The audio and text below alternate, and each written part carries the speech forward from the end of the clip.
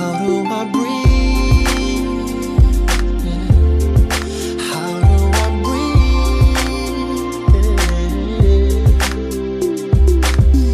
It feels so different being here. I was so used to being next to you. Life for me is not the same when there's no one to turn to. I don't know why I let it go too far. Starting over, it's so hard. Looking at spending 2 days a week with James for 2-hour sessions until strength is returned in both his neck and his hands. Within these sessions, I'll be massaging and manipulating joints in order to increase mobility. Currently, his hands are quite weak, so I'll prescribe him exercises for him to undertake. Obviously, you and I will be working quite closely. How many days will you be working with James? Yeah, I'll be probably looking at spending 2 days a week, about 2 hours, until he has strengthened up his neck area and his shoulder area, so his arms are strengthened up. How long do you think it will take for his joints to completely heal? Yeah, it'll probably take about 2 months for his joints to completely heal. Nicole and I will work together to allow James to walk again. I'll provide exercises to strengthen the muscles around his shins and calves. I have found excellent exercises that will allow James to strengthen these muscles while he's still in his wheelchair. I'll be responsible for restoring mobility in James's feet. After seeing James, I've determined the extent of the injury and developed a plan to bring him back to his normal everyday life, such as being able to work again and spending time with his family.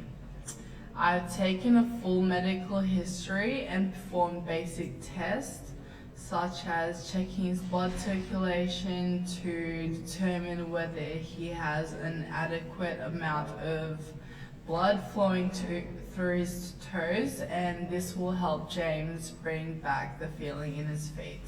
I've also checked the way he walks and moves his lower leg joints, and I've discussed James's concerns with him, as this will lead to creating a diagnosis and treatment plan. James has encountered pain, swelling and bruising in his feet, and this has led to the difficulty of walking.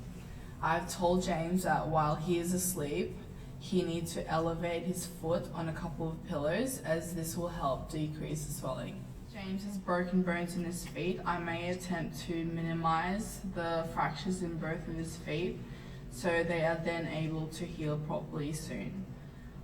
James's feet is expected to heal within 6 to 12 weeks, and at the moment I have been giving James anti-inflammatory medication such as ibuprofen for him to take orally to help decrease the pain, swelling and inflammation in his feet. So what are your main concerns with James's overall recovery? I'm mainly concerned about the fractures in James's feet and whether they will heal within the 6 to 12 week time frame due to the severity of the car crash.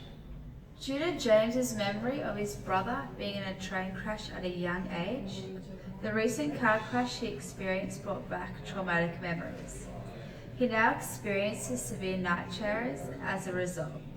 I'm going to be working to mobilize James's mental state and evaluate options in order to relieve James from experiencing severe night terrors and to strengthen his cognitive emotions. I will take James through steps in order to prevent him from having traumatic night terrors and to determine treatments to avoid them.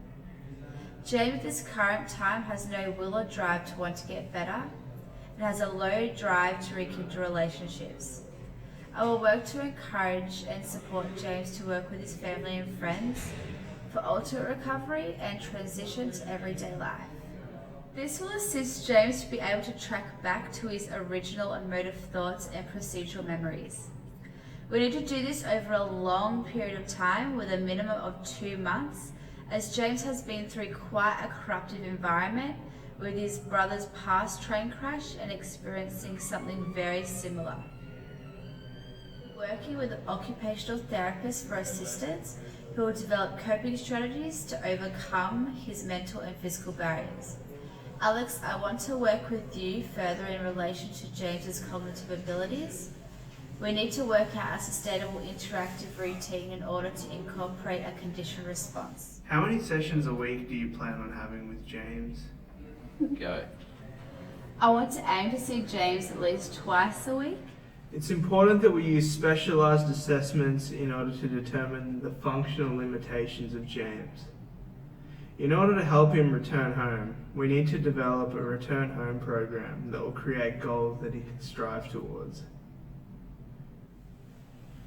Components of the return to home program include injury management, designing individual group programs and activities which will enhance the client's independence.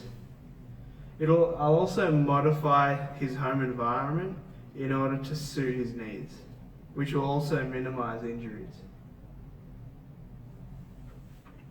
It'll be challenging to heal James, as his mental state is just as damaged as his physical. Modifying his home environment can only do so much to him. His mental state has certainly impacted the speed of his recovery, and his faded will to improve has led minor changes with his recovery. James also tries to exceed his body's limitations, which not only halts his healing process, but it also proved detrimental to his care. Speaking to James's wife has shown dramatic improvement within his care, which is why I like to have her around. Part of my role is to improve James' self-esteem, as well as developing coping strategies in order to help him overcome his mental health issues. I want to cooperate with Kim, the psychiatrist, who will work closely with James in order to restore his mental state. So what are you planning to do to modify his home environment? James actually has a small set of stairs in his house, and with his leg injury it'll be extremely difficult for him to go down the stairs. What I plan on doing is making his house more wheelchair accessible, which will include turning those set of stairs into a small ramp which will allow him to go up and down. He will need more power in his hands, however, but it shouldn't be a problem because it'll still be less difficult than if you were to walk up and down those stairs. James's car crash led to severe head trauma caused by whiplash from being thrown forward by the impact of the crash. James was immediately rushed to the intensive care unit where he underwent emergency surgery to relieve pressure on his brain caused by internal bleeding. An ICP, or intracranial pressure monitoring device, was placed in his skull to monitor pressure in the brain cavity. Unfortunately for James, extensive swelling was found, which caused damage to brain tissue, which then had to be removed.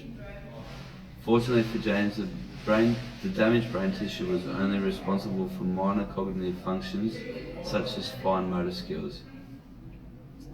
The surgery was a success, and James showed promising early signs of recovery in his rehab. It is hoped that with prolonged rehab, James will be able to return to a normal life. This includes returning to his job as a panel beater.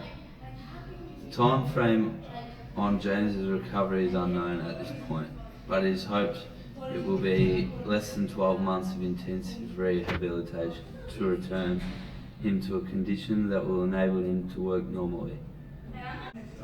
James also hopes to be able to drive again, as he has a passion for cars. How do you plan on tracking James's recovery?